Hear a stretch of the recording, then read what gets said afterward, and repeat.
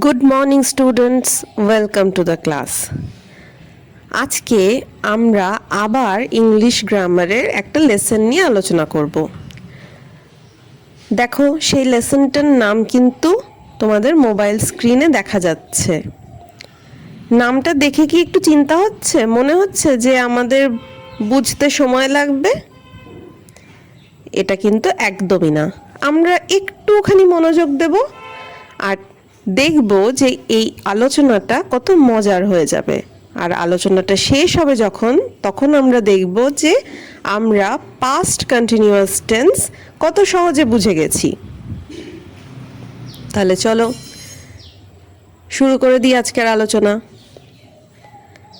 Past continuous tense, এর আগে আমরা প্রেজেন্ট কন্টিনিউয়াস টেন্স পড়েছি, কাজেই এটা জেনে গিয়েছি যে কন্টিনিউয়াস এই ওয়ার্ডটার উল্লেখ থাকা মানে কোনো ঘটনা বা অবস্থা একটা নির্দিষ্ট সময় ব্যাপী চলছিল বা চলছে বা চলতে থাকবে এমনটা নির্দেশ করা।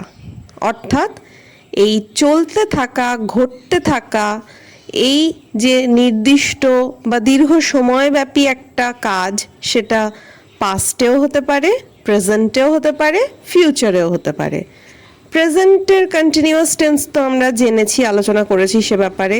তাহলে পাস্টের কন্টিনিউয়াস টেন্স যখন আমাদের আলোচ্য, তখন আমরা কি আন্দাজ করতে পারছি? অতীতে একটা নির্দিষ্ট সময় ধরে বা একটা দীর্ঘ সময় ব্যাপী যখন কোনো কাজ চলছিল, কোনো অবস্থা বজায় ছিল, এমনটা আমরা বোঝাতে চাইব, তখন আমাদের পাস্ট কন্টিনিউয়াস টেন্সের হেল্প নিতে হবে। কিন্তু এই টেন্সটা যদি কোনো সেন্টেন্সে থাকে, আমরা তাহলে কিভাবে তার ভার্ব ফর্ম দেখে তাকে চিনব? কি করে নিজেরা সেই ভার্ব ফর্মগুলোকে ইউজ করব? সেন্টেন্সটা কেমন হবে? বিভিন্ন ধরনের সেন্টেন্সে এই টেন্সটা কিভাবে ইউজ হবে? এগুলো সব আজকে আমরা আলোচনা করব আর দেখব যে ব্যাপারটা কত সহজ লাগছে। তাহলে চলো প্রথমে আমরা কিছু এক্সাম্পলস দেখি। I was feeling very thirsty. You were drawing a picture. The crane was catching a fish for lunch. Rivu and Gauri were playing. They were shouting in joy. আমরা এখানে 5টা সেন্টেন্স এক্সাম্পল হিসেবে বেছে নিয়েছি। দেখো, প্রতিটা sentence আমরা এবার বাংলা করে পড়ি। I was feeling very thirsty. আমি ভীষণ তৃষ্ণার্ত অনুভব করছিলাম। You were drawing a picture. তুমি বা তোমরা, ইউ এর যেহেতু দুটো রূপই সেম, একটি ছবি আঁকছিলে। The crane was catching a fish for lunch. সারসটি লাঞ্চের জন্য একটি মাছ ধরছিল। Ribhu and Gauri were playing. Ribhu এবং গৌরী খেলছিল। They were shouting in joy. তারা আনন্দে চিৎকার করছিল। তাহলে দেখো, প্রতিটা সেন্টেন্সের যখন আমরা ভার্ব ফর্মগুলো ইউজ করছি, যখন বাংলায় ক্রিয়াপদগুলো উচ্চারণ করছি, তখন কিন্তু আমরা এর কালটা বা টাইমটা বুঝতে পারছি, তাই না? তৃষ্ণার্ত অনুভব করছিলাম, ছবি আঁকছিলে, সারসটি মাছ ধরছিল, রিভু এবং গৌরী খেলছিল, তারা আনন্দে চিৎকার করছিল। তাহলে প্রতিটা ক্রিয়াপদ কি বোঝাচ্ছে? পাস্ট অর্থাৎ অতীতে কোনো একটা কাজ বা অবস্থা একটা নির্দিষ্ট সময় ধরে চলছিল বা নির্দিষ্ট সময় ধরে বজায় ছিল, এটাই আমরা এই সব কটা সেন্টেন্সে বুঝতে পারছি। তাহলে পাস্ট কন্টিনিউয়াস টেন্স সম্পর্কে আমাদের একটু ধারণা তৈরি হচ্ছে, তাই না? এটুকু আমরা বুঝতে পেরেছি যে ঘটনাটা অতীতের হওয়া প্রয়োজন এবং সেই সাথে ঘটনাটা কিছু সময় ব্যাপী চলতে থাকা বা অবস্থাটা কিছু সময় ব্যাপী বজায় থাকাটা প্রয়োজন, তবে আমরা সেটা এক্সপ্রেস করবার জন্য পাস্ট কন্টিনিউয়াস টেন্সের হেল্প নেব।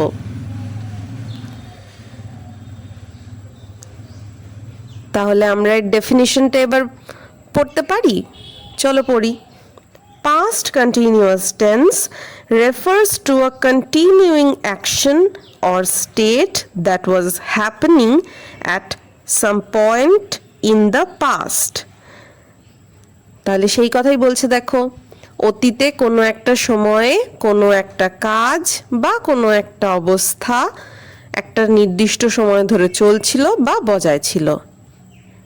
এমন অবস্থাটা আমরা যখন প্রকাশ করতে চাই সেন্টেন্সে, তখন যে টেন্সটা ইউজ করি সেটাই পাস্ট কন্টিনিউয়াস টেন্স।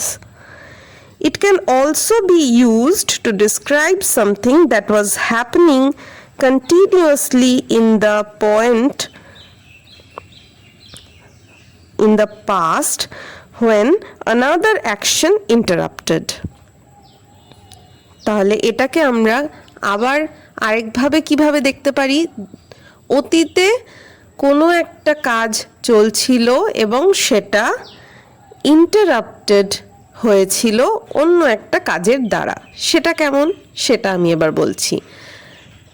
অতীতে কোনো একটা সময় কোনো কাজ বা অবস্থা একটা নির্দিষ্ট সময়ব্যাপী চলছিল, তার এক্সাম্পল তো আমরা 5টা দেখেইছি। কিন্তু কোনো একটা অ্যাকশন বা সিচুয়েশন ইন্টারাপ্টেড হয়েছে অন্য কোনো অ্যাকশন দ্বারা, সেটা কেমন সেটা একটু দেখি। A huge tiger appeared when Shubal and Madol were collecting dry wood. তাহলে দেখো, একটা বিরাট টাইগার আবির্ভূত হলো যখন সুবল এবং মাদল শুকনো কাঠ সংগ্রহ করছিল। তাহলে সেন্টেন্সের একটা পোর্শনে আছে সেই ভার্বটা যে বোঝাচ্ছে কোনো একটা কাজ একটা নির্দিষ্ট সময়ব্যাপী চলছিল, আর সেন্টেন্সের শুরুর অংশে আছে সেই ভার্বটা যে ওই অ্যাকশনটাকে ইন্টারাপ্ট করেছিল। সুবল এবং মাদল ড্রাই উড কালেক্ট করছিল, আর তার মাঝখানেই টাইগার এসে আবির্ভূত হয়েছিল। তাহলে বুঝতেই পারছো কোন অ্যাকশনটা কোন অ্যাকশনের দ্বারা ইন্টারাপ্টেড হয়েছে। এখানেও দেখো আমরা পাস্ট কন্টিনিউয়াস টেন্স ইউজ করেছি একটা অংশে, আর একটা অংশে সিম্পল পাস্ট বা পাস্ট ইনডেফিনিট টেন্স ইউজ করেছি। তাহলে যেটা চলছিল একটা সময়ব্যাপী সেটা পাস্ট কন্টিনিউয়াসে, আর যে অ্যাকশনটা ওই অ্যাকশনটাকে ইন্টারাপ্ট করেছিল সেটা পাস্ট ইনডেফিনিটে আছে। আরেকটা এক্সাম্পল দেখি আমরা। Apu experienced a painful bite when he was playing kabaddi. Apu একটা বেদনাদায়ক কামড় অনুভব করেছিল যখন সে কাবাডি খেলছিল। তাহলে কাবাডি খেলছিল এটা পাস্ট কন্টিনিউয়াস টেন্সে আছে, দেখো হি ওয়াজ প্লেইং কাবাডি। আর এই যে একটা নির্দিষ্ট সময়ব্যাপী চলতে থাকা অ্যাকশনটাকে ইন্টারাপ্ট করেছিল কোন অ্যাকশনটা? ওই বেদনাদায়ক কামড় অনুভব করাটা। ওই জন্য এক্সপিরিয়েন্সড এই কথাটা দেখো বা এই ভার্বটা পাস্ট ইনডেফিনিট টেন্সে আছে।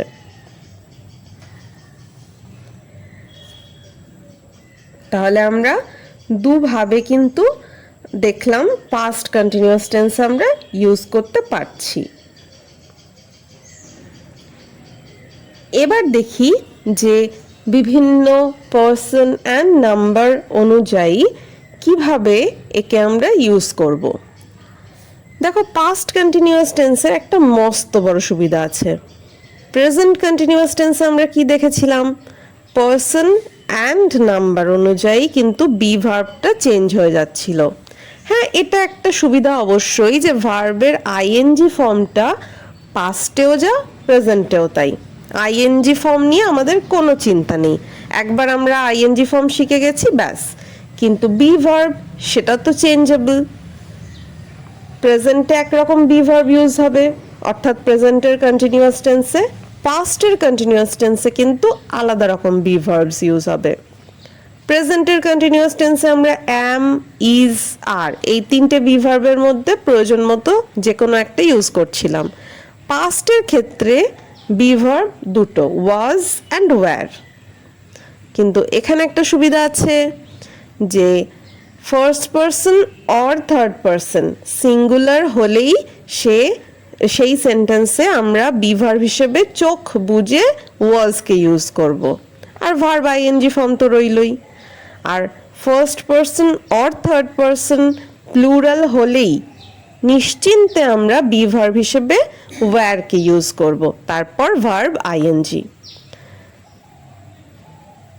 তাহলে চলো দেখি এর উদাহরণ কি আসছে। দেখো, first person or third person singular number যদি থাকে সেন্টেন্সে, সেক্ষেত্রে সাবজেক্ট, তারপর ওয়াজ, তারপর ভার্ব আইএনজি। উদাহরণ, I was walking on the road. First person singular number আছে সাবজেক্ট হিসেবে আই, বি ভার্ব রয়েছে ওয়াজ। আবার দেখো, Gogol was enjoying his summer holidays. তাহলে Gogol third person singular number রয়েছে, তার পাশে বি ভার্ব হিসেবে ইউজ হয়েছে ওয়াজ। তাহলে ফার্স্ট পারসনই হোক আর থার্ড পারসনই হোক, যদি সিঙ্গুলার নাম্বার থাকে আমরা নিশ্চিন্তে বি ভার্ব হিসেবে ওয়াজকে ইউজ করব। এবার দেখি সেকেন্ড পারসনের ক্ষেত্রে। সেকেন্ড পারসন সিঙ্গুলার বা প্লুরাল যাই হোক না কেন, তার তো রূপ একটাই। তাহলে সেকেন্ড পারসনের ক্ষেত্রে আমাদের কাছে একটাই বি ভার্ব থাকছে, ওয়্যার। তাহলে এক্ষেত্রে সেন্টেন্সের গঠনটা কেমন হবে? সাবজেক্ট, তারপর ওয়্যার, তারপর ভার্বের ING form.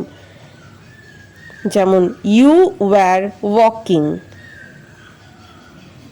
You were dancing.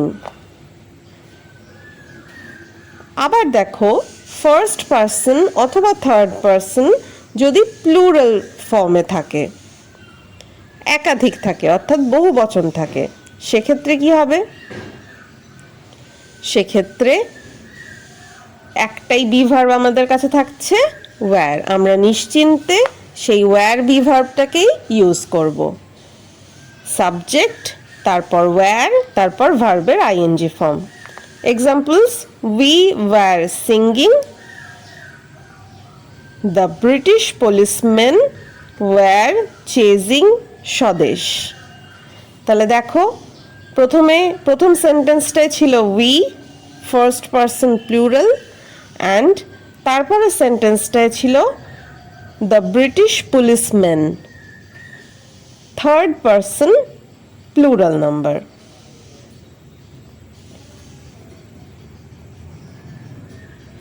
আর নিশ্চিন্তে আমরা এদের উভয়ের সাথেই একটাই বি ভার্ব ওয়্যার ইউজ করতে পারলাম।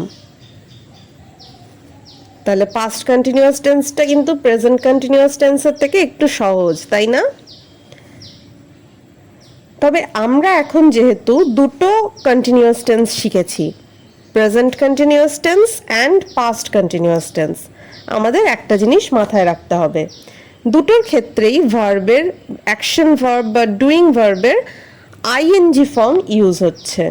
আর সেই আইএনজি ফর্মটুকুর কিন্তু কোনো পার্থক্য নেই। আমি প্রেজেন্ট কন্টিনিউয়াস টেন্সেও ওয়াকিং লিখব, পাস্ট কন্টিনিউয়াস টেন্সেও ওয়াকিং লিখব, প্রেজেন্ট কন্টিনিউয়াস টেন্সেও ডান্সিং লিখব, পাস্ট কন্টিনিউয়াস টেন্সেও ডান্সিং লিখব। তাহলে আমাদের সামনে যখন সেন্টেন্স থাকবে তখন আমরা present continuous and past continuous tense differentiate কি করে করব? এই ডিফারেন্সিয়েট করাটার জন্য আমাদের বি ভার্বের দিকে খেয়াল দিতে হবে। কেননা প্রেজেন্ট কন্টিনিউয়াস টেন্সের বি ভার্ব কিন্তু আলাদা, am or is or are. আর পাস্ট কন্টিনিউয়াস টেন্সের বি ভার্ব আবার আলাদা, ওয়াজ অর ওয়্যার। তাহলে ভার্ব আইএনজি যদি আমরা পাই, আমরা বুঝে যাব এটা কন্টিনিউয়াস টেন্স। কিন্তু প্রেজেন্টের কন্টিনিউয়াস নাকি পাস্টের কন্টিনিউয়াস, সেটা বুঝবার জন্য আমরা ওই ভার্ব আইএনজির আগে কোন বি ভার্বটা আছে সেটা দেখব। যদি অ্যাম বা ইজ বা আর থাকে তাহলে প্রেজেন্ট কন্টিনিউয়াস হবে, যদি ওয়াজ বা ওয়্যার থাকে তাহলে পাস্ট কন্টিনিউয়াস হবে। ঠিক আছে? আর বেশিরভাগ ভার্ব তো আইএনজি কেবল তার প্রেজেন্ট ফর্মটার সাথে আইএনজি যোগ করলেই হয়ে যাচ্ছে, আর যেগুলো একটু বানানের আলাদা ছিল, বানানের ওপর ভিন্নতার জন্য তাদের আইএনজি ফর্মটাও একটু বানানটা পাল্টে যাচ্ছিল, সেই ভার্বগুলোর কথা আমি প্রেজেন্ট কন্টিনিউয়াস টেন্সের সময় বলেছিলাম। তাহলে তোমরা সেইটা আবার একটু দেখে নিও, ঠিক আছে? এবার আমরা চলে আসি যে পাস্ট কন্টিনিউয়াস টেন্সে বিভিন্ন ধরনের যে সেন্টেন্স, অ্যাসার্টিভ অর অ্যাফার্মেটিভ বা নর্মাল স্টেটমেন্টস, নেগেটিভ সেন্টেন্সেস অর্থাৎ নাবাচক যে সমস্ত বাক্য, এবং ইন্টারোগেটিভ সেন্টেন্সেস প্রশ্নবোধক বাক্য, এই সমস্ত ধরনের সেন্টেন্সগুলো কীরকম গড়নের হয় সেটা দেখতে হবে। তাহলে অ্যাসার্টিভ আর অ্যাফার্মেটিভের ক্ষেত্রে কি হচ্ছে, সাবজেক্ট বসছে, তার পাশে প্রয়োজন মতো ওয়াজ বা ওয়্যার, তারপর ভার্বের ING form. I was reading a book, we were making clay pots, Jhinuk was missing her father, you were playing football, they were expecting a good profit. তাহলে প্রত্যেকটা ক্ষেত্রেই কিন্তু দেখতে পাচ্ছ তোমরা সাবজেক্টের হিসেবে আমরা সাবজেক্টের পরে ওয়াজ বা ওয়্যার বসালাম, তারপর ভার্বের আইএনজি ফর্ম, তারপর সেন্টেন্সের যেটুকু অংশ বাকি থাকে তারা বসতে পারে। নেগেটিভ সেন্টেন্সের ক্ষেত্রে এই স্ট্রাকচারটা কেমন হবে দেখো, সাবজেক্ট, তারপর প্রয়োজন মতো ওয়াজ বা ওয়্যার, তারপর নট, তারপর ভার্বের আইএনজি ফর্ম। তাই যে সেন্টেন্সগুলো আমরা অ্যাসার্টিভের ক্ষেত্রে পেয়েছিলাম সেগুলোকে এবার নেগেটিভ করে দেখি। I was not reading a book. We were not making clay pots. Jhinuk was not missing her father. You were not playing football. They were not expecting a good profit. তাহলে গড়নটা মিললো, সেন্টেন্সের স্ট্রাকচারটা আমরা বুঝতে পারছি। এবার চলে আসি ইন্টারোগেটিভ সেন্টেন্সেসের ক্ষেত্রে। তাহলে ইন্টারোগেটিভ সেন্টেন্সের কথা আমরা আগেই কি জেনেছিলাম, এই ইন্টারোগেটিভ সেন্টেন্স দু রকমের হবে, একটা ইয়েস নো কোয়েশ্চেন্স, যেগুলো যে ক্ষেত্রে প্রশ্নের উত্তর আমরা হ্যাঁ বা নাতেই দিতে পারি, আর আরেকটা WH কোয়েশ্চেন্স, যে ক্ষেত্রে WH ওয়ার্ডের অ্যাকর্ডিং আমাকে কোনো একটা পূর্ণ উত্তর দিতে হবে। সেই WH ওয়ার্ডগুলো কি কি হতে পারে, অনেক কিছুই হতে পারে, what, where, when, how, which, whom ইত্যাদি নানা রকম হতে পারে। তাহলে প্রথমে আমরা ইয়েস নো কোয়েশ্চেন্সের ক্ষেত্রে প্যাটার্নটা কেমন হবে দেখে নিই। ইয়েস নো কোয়েশ্চেনের ক্ষেত্রে দেখো প্রথমে বি ভার্বটা ভার্ব আইএনজি ফর্মের যে আগে বসছিল এতক্ষণ ধরে সে আলাদা হয়ে সবার আগে চলে আসবে, সাবজেক্টেরও আগে চলে আসবে একদম সেন্টেন্সের শুরুতে। কিন্তু সেই বি ভার্বটা আমাদের বসাতে হবে অবশ্যই সাবজেক্ট কি আসতে চলেছে তার অ্যাকর্ডিং। সাবজেক্ট যদি আমার ফার্স্ট পারসন সিঙ্গুলার থাকে অথচ আমি বি ভার্বটা বসিয়ে দিলাম ওয়্যার, তাহলে তো হবে না। তাহলে আমাকে সাবজেক্ট যেটা ওই বি ভার্বের পরে আসতে চলেছে তাকে বুঝেই কিন্তু বি ভার্বটা সেন্টেন্সের শুরুতে বসাতে হবে। তাহলে এর স্ট্রাকচারটা কেমন হবে দেখো, শুরুতেই ওয়াজ বা ওয়্যার অর্থাৎ বি ভার্ব যেটা, তারপর সাবজেক্ট, তারপর ভার্বের ING form. Examples, was I reading a book, were we making clay pots, was Jhinuk missing her father, were you playing football, were they expecting a good profit। তাহলে দেখতে পাচ্ছি আমরা প্রথমে be verb, সেই be verb বসেছে যে subject তার পরে আসতে চলেছে তার অনুযায়ী, বি ভার্বের ঠিক পর বসেছে সেই সাবজেক্টটা, আর সাবজেক্টের পর কিন্তু ভার্বের আইএনজি ফর্ম। আর যদি WH কোয়েশ্চেন হয় তখন কি করব, কোনো চিন্তা নেই, ঠিক একই গড়ন, কিন্তু WH ওয়ার্ডটা এক্ষেত্রে বি ভার্বেরও আগে চলে আসবে, সেই ফার্স্ট হয়ে যাবে। তাহলে প্রথমে WH ওয়ার্ড, তারপর প্রয়োজন মতো ওয়াজ বা ওয়্যার, যে বি ভার্বটা যে সাবজেক্টের ক্ষেত্রে প্রযোজ্য আমাদের সেটাই নিতে হবে, তারপর আসবে সাবজেক্ট, তারপর ভার্বের ING form. Examples: what was I reading, what were we making, who was Jhinuk missing, অথবা বলা যেতে পারে হুম ওয়াজ ঝিনুক মিসিং। হুমটা একটু বেশি ফর্মাল, তো কাকে ঝিনুক মিস করছিল, এই ইন্টারোগেটিভ সেন্টেন্সের বা কোয়েশ্চেনের অর্থ এটাই। হাউ ওয়াজ শি বিহেভিং, সে কেমন আচরণ করছিল। হোয়াট ওয়্যার ইউ প্লেয়িং, তুমি কি খেলছিলে। Why were you playing in the morning, কেন তুমি সকালে খেলছিলে। হোয়াট ওয়্যার দে এক্সপেক্টিং, তারা কি আশা করছিল। তাহলে আমরা ইন্টারোগেটিভ সেন্টেন্সগুলোর স্ট্রাকচার পাস্ট কন্টিনিউয়াস টেন্সে কেমন হবে সেটাও বুঝতে পারছি, তাই না? আজকের আলোচনাটা কি কঠিন ছিল? কঠিন ছিল না, তাই না? আমাদের তো সহজই লাগে। তাহলে এবার আজকের আলোচনার উপর ভিত্তি করে আমি তোমাদের যে ওয়ার্কশিটটা এই ভিডিওর শেষে দিয়েছি সেটা তোমরা খুব সহজেই করে ফেলবে সকলে। কারো হেল্প লাগবে না, জাস্ট ভিডিওটা মনোযোগ সহকারে দেখবে একটু, তারপরই দেখবে ওয়ার্কশিটটা একদম জলের মতো সহজ। এর নাম্বার 1-এ কি করবে? কারেক্ট ভার্ব ফর্মস বসাবে, বসিয়ে সেন্টেন্সগুলোকে কমপ্লিট করবে। 2-এরটা তো কিচ্ছু বলার নেই আমার, ট্রান্সলেশন তোমরা করতেই পারো। 3-এ কি করবে? Find out mistakes and rewrite correct sentences. প্রতিটা সেন্টেন্সেই টেন্সের ক্ষেত্রে কিছু না কিছু ভুল আমি করে রেখেছি, তোমরা সেই ভুলগুলোকে খুঁজে বার করবে এবং সঠিক সেন্টেন্সটা নিজেরা লিখবে।